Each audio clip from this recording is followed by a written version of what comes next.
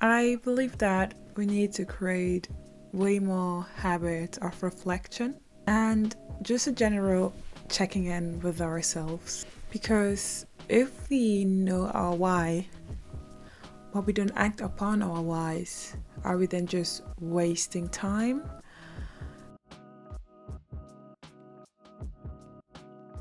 So, I'm Nicole, and I'm here to serve you a mood. And the mood I'm serving you today is kind of a follow-up of my procrastination video I did a month or two ago, where I was talking about how I procrastinate with overthinking sometimes.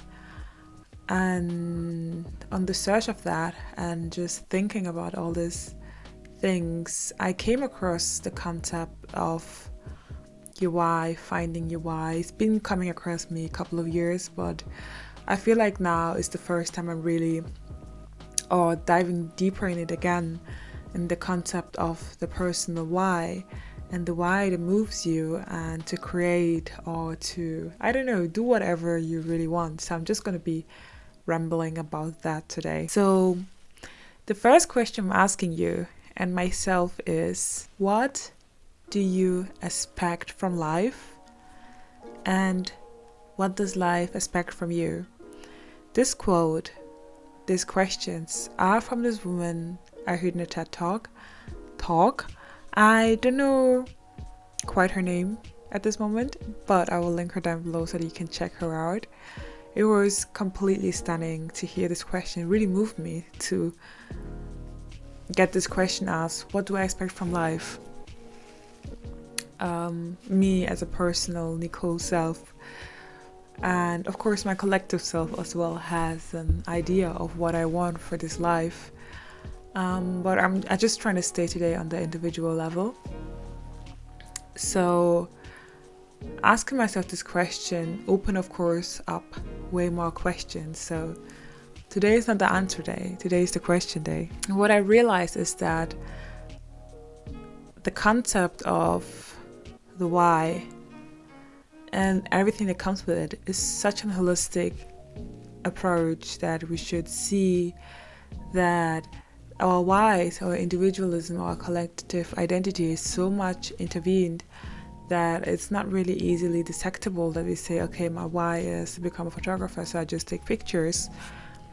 That's not enough, because I want to be a photographer, but why do I want to be a photographer? What moves me in my life growing up that I was like, hey, I want to create images, So that's something to think about. One other reason I really like this quote or this question of what do you want from life is that it kind of also questions the idea of what does life do to us? Why do we let life happen to us most of the time and we don't really take genuine action? And that if we don't take genuine action, the concept of the why is going to hunt us down, I believe. Like, you see it yourself when there's certain things you should have been doing, or if you hear older people talk of what they would have changed if they were younger again, it's like most of the time not really taking risk or action, or just sometimes even talking to someone you saw at the bar or whatever to do these things that you haven't done, and anything that could have happened would have been a no, but then you would have been moving on with knowing the answer. But moving on without taking an action is as well an answer of rejecting whatever you might have been for you or wouldn't have been for you, but you will never know because you just chose to not choose. And that is quite hard to accept sometimes, that we are not really actionable as how we would love to be, like letting it happen to us and then not realizing that no one is ever going to do it for me, no one is going to do it for us, and I am responsible. And being responsible, dude, is so hard. Realizing that I am responsible for this human over here named Nicole. That's a lot, because I'm like struggle life and stuff. I don't want to be responsible, and that's sometimes how we act. We don't act as if we are responsible. Stuff happens to us. We're like, yeah, it's because of we are responsible though. And I think that asking for the why, the pain that comes with it, the pain of what the why might be, the joy that what the why might be, kind of opens up this Pandora gate of all these emotions we have in us: the good, the bad, the ugly, the destructive, the messy. And we don't want that, because going deep into the feelings is a lot. It's not just how things just come together in a sense. I'm not even sure what I'm saying, but what I'm trying to say is, to feel genuine like pleasure, joy, you also have to be able to accept that you also need to feel a lot of pain, and we don't want that, So we might know the why, or we might feel the why. We might be in the path, like for me, being in the creative industry somehow is like being on the path, but I feel like I'm still kind of searching for my genuine why. On the search, there is things we need to accept about ourselves, like our ugly selves, our selves that are had never been perfect anyway, but that are not as pleasant. The self that we love to criticize about the others, that they are late, that they are not responsible, that they are so rude, that we are these people as well. And taking responsibility for that, taking responsibility to walking the walk, as I've said in the other video, is hard. It is so hard. And realizing that knowing the why or having a feeling for the why is not enough, because then we need to start breaking it down. So if this is my why, breaking it down to make it achievable, like, okay, your girl here wants to be a good photographer, nice photographer. I want to photograph mainly people because that's what I enjoy the most. So what do I need to do? I need to photograph people. I need to talk to other photographers who do the same thing, maybe have achieved way more than me, in a genuine way, giving them back with whatever I can offer, and so that I can learn from them as well.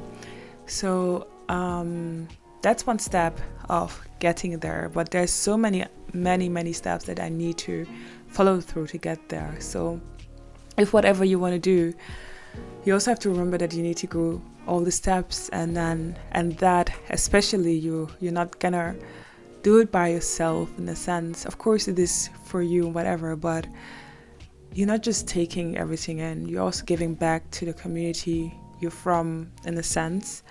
And it's a kind of holistic approach, I believe, on how we move through the world, how we give and take, and it is a circle. And that's why it's important to be nice and just to be gentle to as many people as possible, because you don't know what they're going through and how difficult it is to find these whys, like, it's hard out here. Yeah, realizing that you are faulty, realizing that you need to follow up on yourself and catch yourself, and then, dissect yourself, realizing that the world is forever changing and that yourself are changing within this world as well. And that's why it's so important to check in over and over and over and over again, to really understand where your why is coming from, and when you lose it, to find a way to come back to it. And not just when you're in a crisis, when I'm in a crisis, when we are in a crisis. Because when we're in a crisis, sometimes, I think that's also what the woman said in the TED Talk, we get way too vulnerable. we're so vulnerable that we just faced sometimes we just to choose, and then we realize, okay, this is really what I need. Or you feel it so hard because, again, your why is gonna hunt you down. That's what I believe. So knowing that this why is gonna hunt you down kind of makes you feel like, oh, okay, so where did I go wrong? And we went wrong in not trying to feel it, trying to feel the whole spectrum of what it means to be a human being, and that the stuff that we care for are our passion, and it is the potential we have in us. And what's the funny thing about potential is, I believe, is that potential is a seed, a little seed. And this seed needs to be watered. It needs to be cared of. And it cannot be cared of anywhere. It needs the right environment. It needs the right temperature. It needs so many things to grow. And realizing that sometimes if things ain't working, maybe we are not at the right place yet. It doesn't always have to be at the place you are physically, but maybe mentally. It's also that we ain't ready yet to move on, to declutter whatever is going on in our minds. And then I think as well what is important to remember is that there is not a perfect Finnish adult, a perfect Finnish human, a perfect Finnish being. I mean, I believe not, especially not as a human being. I think there was this film I was watching, and then this dude was like, yeah, even the cow of a soul, the soul of a cow is way more stable than that one of a human, because we're such fragile beings in a way.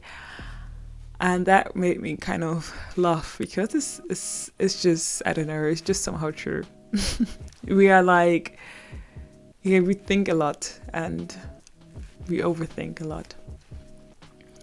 And then I came across another quote that I really need to read. It's in German though, but I'm going to try to translate it or get the essence of it, so kind of paraphrase it to get you the thing. So at the moment I'm reading the book, The Bullet Journal Method from writer Carol. Please excuse me if I say this name wrong, but it kind of touches about the bullet journal method, what I really love. I am really getting into it, and I think I've been always like on-off journaling somehow, and then I get completely messy with my head and I kind of lose myself, and then of course I forgot my why. And then coming back to this is great, because it not just kind of, the book doesn't just talk about the methods to have a bullet journal, but it also kind of shows you the philosophy of what it means to be a bullet journal creator. And the great thing about the bullet journal is that it kind of also helps you to track yourself. Not track yourself in the sense of actually tracking yourself, of course, that as well, but more and foremost, maybe seeing your patterns, going back and seeing your patterns. What brings me to the Sankofa. A Sankofa is like a little bird that is like bending all over to look back at the past, to fetch back, to go to the front. It's like an Adinkra sign from Ghana. It is my favorite. And it's just a good reminder that maybe what we're looking for the most is already there, that's within us, and that we just need to remember it and just look into it. And again, I have another quote that I really now want to go back into. It is from Brianna Wist, and it goes like this: the life is subtle, that we don't even realize that the doors we've entered were once the doors we tried to enter, pleading and praying that they might once open. I know I said it very crookedly and very all over the place, but the essence is sometimes we're already a step ahead, but we don't take time to really reflect on it, so we don't even realize that we are actually moving forward, we're actually doing great, but we're so busy hunting whatever down, not really feeling it, not being aware of it, that we might just be losing time by looking at so many things, by looking at people around us and not just really, again, reflecting on where we at, where we want to go, and where we've been. So I really like the quote because it reminded me of when I started going to uni, and I was like, if I enter this uni, my life is going to be perfect. I will never have problems in my life again, and this is going to be it. Of course, it wasn't. And that's the whole thing. Of course, as at that time, 22 years old person, I didn't really know. I just thought that if I just get in there, that's it. Then I have everything figured out. That everything is going to be great. And now I'm sitting here and I'm like, who are you lying to, Nicole?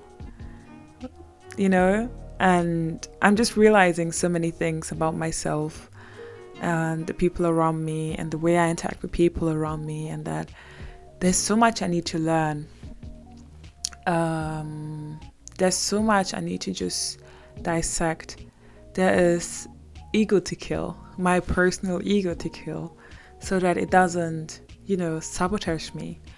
And going through the ego, how the ego opens up and how it kind of dilutes everything. And through all this mess of being, of emotions or whatever, we still need to figure out what is the why, go back to it, and really try our best to find a way to come back to ourselves. So in the bullet journal method, what's his name? Ryder Carroll offers like different type of reflection methods. The daily method, where you have like a bit of a kind of to-do list type of thing, where you then at the end of the day kind of write down what you managed to do, what you didn't manage to do, and also realizing it. What I really liked that he said it, that of course you're not always going to be able to do everything on your list, and that's part of life, because every day, even if you think that you have everything figured out, something can completely go different, or a message can come in and you haven't expected or whatever, and that you should remember that. So the daily reflection, you have the weekly reflection and the monthly reflection. Of course, you can do it in the quarter year reflection, the half a year reflection, of course, to New Year's as well, to really digest what has been going on. And I feel like it made me way more aware. I'm not changed or anything. Again, I'm not ever going to be a Finnish adult, perfect, whatever that means. And it's a lot to be alive. That's all I'm realizing, but beautiful. And I'm just realizing I'm really happy and ready and just accepting to embrace whatever comes with finding my why, exploring the why, feeling the why, crying for the why, screaming for the why, getting frustrated for the why, and living a full and diverse life. So as you can tell, that's one of the reasons, or many of the reasons, that finding the why is not enough, that it is just a constant battle to not lose why I am here, why I want to create, why I want to just be alive and just enjoy it as much as I can possibly make it for myself and the people around me. So this is it for today. I hope that I served you a mood, and I see you next week. And thank you for being here. I really enjoyed talking about this topic, and tell me how you feel about it. And as usual, if you really enjoyed this thing, you can subscribe, leave a like or a comment, and tell me about how you reflect on the things that you do. And I see you next time. Bye bye.